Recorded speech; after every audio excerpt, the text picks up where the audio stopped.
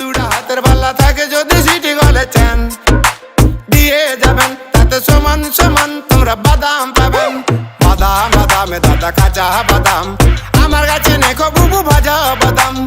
আমার কাছে পাবে শুধু কাঁচা বাদাম কাঁচা বাদাম সামাজিক মাধ্যমত ব্যাপক চৰ্চিত এটি গীত কাঁচা বাদামৰ স্ৰষ্টা ভুৱন বাদ্যকৰৰ বিষয়ে আপুনি নিশ্চয় জ্ঞাত হয়তো তেওঁৰ বিখ্যাত কাঁচা বাদাম শীৰ্ষক গীতটো আপুনি ইতিমধ্যে শুনিছে বাদাম বাদামে দাদা কাঁচা বাদাম আমার কাছে নেখো বুবু ভাজা বাদাম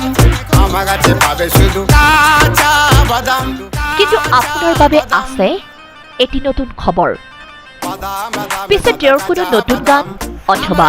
ভিডিঅ'ৰ বিষয়ে নহয় এই খবৰ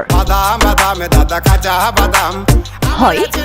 এগৰাকী ইনষ্টাগ্ৰাম ব্যৱহাৰকাৰীয়ে ভুৱন বাদ্যকৰৰ গানৰ ভিডিঅ' ৰেকৰ্ডিং কৰি তেওঁৰ একাউণ্টত পোষ্ট কৰিছিল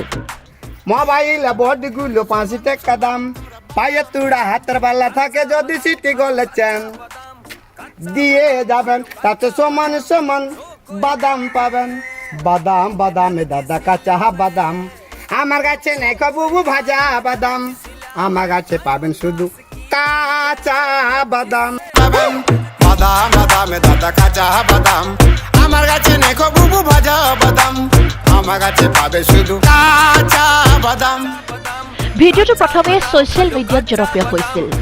কিন্তু যেতিয়া বাদ্যকৰে দুগৰাকী বঙালী ৰেপাৰৰ সৈতে লগ লাগি ইউটিউবত মিলিয়ন ভিউজ লাভ কৰা এটা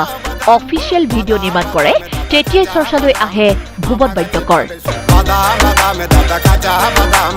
আমার কাছে নেখো বুবু ভাজা বাদাম বাদাম বাদামে দাদা কাঁচা বাদাম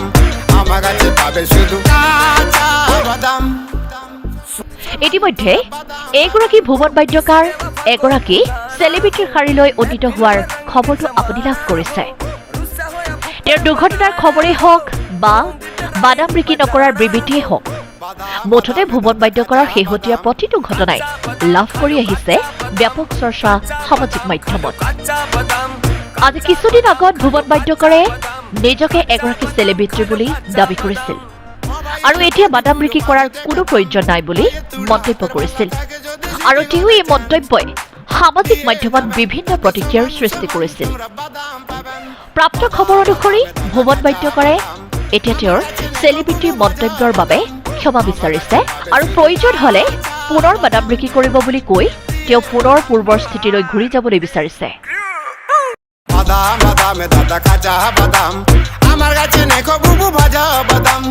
আমার কাছে পাবে শুধু কাঁচা বাদাম